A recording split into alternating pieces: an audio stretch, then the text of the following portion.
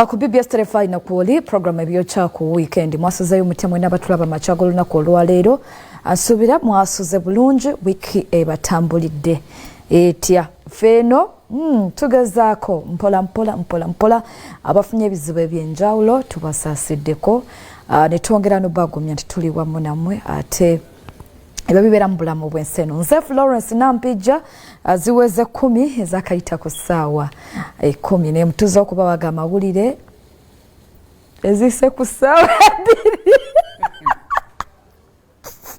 Wewe umazano nawe. Ezise ku ssaawa 2. Akaya so yogedde 10 nemuzatu kyashanje kuba maaso ngoyogedde essaawa enda. Bandigambye omukulu abaawo. Okola kyessaawa eyo. Basuzotya. Oli bulungi? Ndi bulungi. Sina tabu. Mbagamba batya? Balungi. Batutumira? Tebabamanyi. Tubana kye batumanyiko? Bali tumanyanga bakaaba. Nga bakaabira ki? Omanyi otera okumanyira omuntu nti abulijja naye omuntu we nga bamumenya omutima nga yanabyo atategeera. Nga ajja akole ki? Halo. Munange nno tubeerayo eno nga tubagoberera. Era yenza omuntu w'omuntu oyo. Kankunyumize. Waliwo yankubirako essimu. Nakkubira essimu. Kati bwe nakkubira essimu. Olaba oti. Basimu ne banyo tutandike ki? Ndako. Biki byogera okwogera? Ati biwulirize. Nakkubira essimu. Sikwesiga. Neesiga olwaleero. Kati bwe nakkubira essimu. N'ogikwata. Kati bwe wagikwata. Tosa ne wabaawo akola ki? Yeekengera. Adamu n'agikuba nyabula. Nampijja yegwe konze yenze ekale. Pamboze. Bikwatagana n'ebyo tuwogerako. Mbadde kunyumiza mbozi. Bikwatagana. Kana abantu bali mu kwewuunya ekibozi tekikwatagana. Kakati amala okukkiriza. Ero kyali kumba. Mane tuveewo leka gwe tutandike bannaye weekend mbadde muna mawuli mangi tujjagezaako ge tunaasuula ganaasigalawo tulina kyaggakolera naye jjo kana kamba atayakomyewo Uncle Eddie yakomyewo kulikayo munnange yanga Mandela wotabadde taata katukunyumize wotabadde febola batubadde mu kamiliyoni na Gravity. Ekituufu. Gravity chameleon. Chani cha gravity chani cha chameleon. Tuba tuchali ku chani cha gravity cha chameleon nga tutuno uncle primane uncle anti primane uncle justed. Nga nabo bayingiddewo. Nchatenze nsobola okwogera biwagenda n'okolera Thailand na Dubai na akola bitya. Ncha anawo namudaga masimanya agenda Thailand. Waliyo sente nyo nyambo basinangi gundi andagire ngende. Nani? Prima? Nze nongeza sente. Kwaka kati olaba. Kiba kikola. No malanga utasola Malaysia nemugamba okakasa batutula migugulize sigisobola ndinga nina amaani nalabireke kale munange embozi zibadde nyingi nezeze nyini ez'omutima mu byobutayamba badde kyamulopera watabadde taata watabadde taata wetwalabira ne bigayi ng'agamba tokodde walidde Sabayimbi bigayi ng'agamba tokodde walidde contacts wowe wotabadde taata tuba tutalyawo nga Bushington yadde akola ki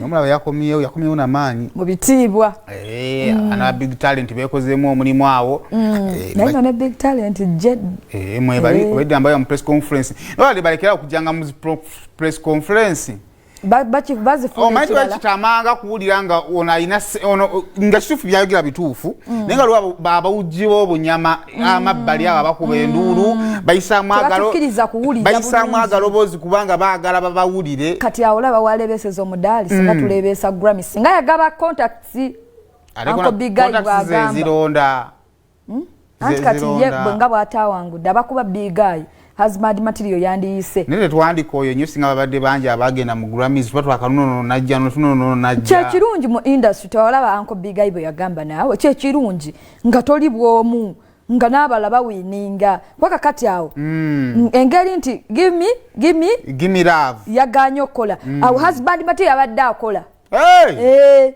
yabadde tukole bwe tuti yegwe MC olikola nomination husband material wangudde ogisoma otya nera kwa didi mu luzungu husband material a big eye kale kubaka kati bigai gundi bwatakolawo husband material gundi akolawo aliwa kabaka itani kano era kakenza akabigai connection naka connection kapia kati waliwo nabukadde kaddawe mabega ndi singo sirina gamba sirina wondera okategedde nakuye nyimba n'oyo mwana akati awo ndongo lwakuba yamputu tata byebyo tuwa bingi nye byayogedde abayimbi munange abayimbi abasanyuka nga tafunye Grammy ne bavayo ne bapostinga machi ndi omwo ne bapostinga babasanyukira mitima jabe basala n'embuzi olimba obutawangula Grammy nti basanyuka nti muna musajja bwe yandiwangudde yandibalinnyeko ate kati abo mitima mibi gye giboolesa naye iki yakoze yazze w'amaanyi n'asooka akinagguka n'akikyusa ye kakinagguke kuba kakati omuntu watuuka okuttira akabuzi akalye lwakuba towangudde abatayina toginyooma embuzi omuntu watuukira okutta embuzi ajaguze lwakuba towangudde lwaki oba tokinagguka yagambye kuba yakyawangula nnyo beenyweze bwelinda omwaka ogujja sooka omumpe kuba kakati olaba tudigida olwo lusobola okuwangula yono naawe oli diehard ate ekisukka diehard one wa Uncle Ed yash nabo tudigida olwo luyimba olumanyi bulungi enjoyment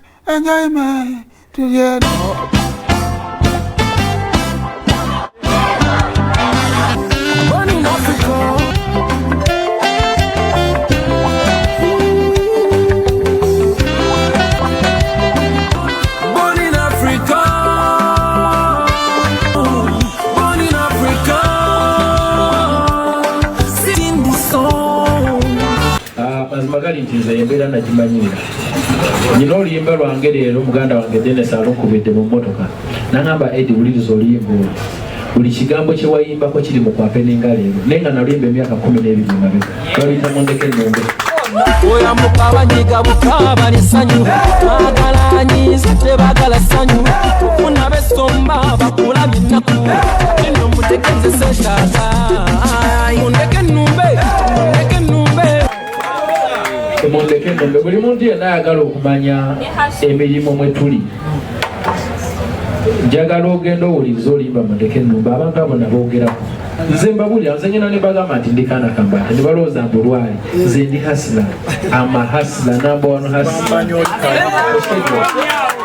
sisobola kustopinga kola nze ndi mukozi okukola ku ndi mu DNA and there is no way you can work and don't win. I will keep winning no matter what. Kati kansuubire nti reaction zaabwe ezo temulivaamu muntu nankuba essasi kuba someone can react bad oli nawulira nga ali so defeated nze waliwo omuyimbi yajja naŋŋamba ng'asaagasaaga nanga naye mwana amazima gali nti okikubye nnyo neffe otulabisanga abatali bayimbi kwanza abantu aba-inspiring nga to be here sibatuuka nga nako naye olaba bulabi omuntu ng'akola ekintu n'ogamba ekyo nja kukikola olwi naakola ensobi n'ogamba eyo sijja kugikola we learn by doing tuyiga ne tukola tuyiga naye nga tumaze nakutuukirira muntu mugamba kintu kyonna so nsaba mukama nsaasire abantu abamu baleme kuliakitinga bubijje bujje because I'm still winning. So excited to be here with my brother Eddie Kenzo all the way from Uganda.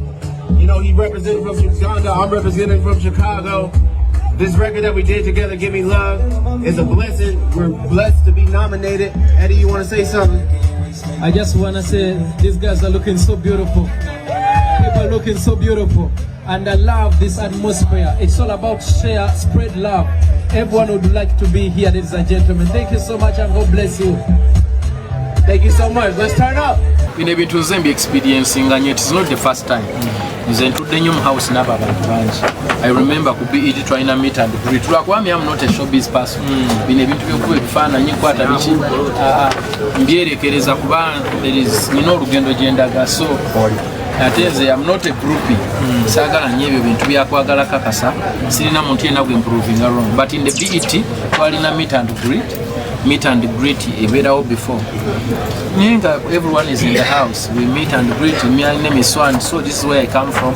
At times it's because banabana bampagira new social media bazono. Nendo tukeringa I'm very popular even in Grammy.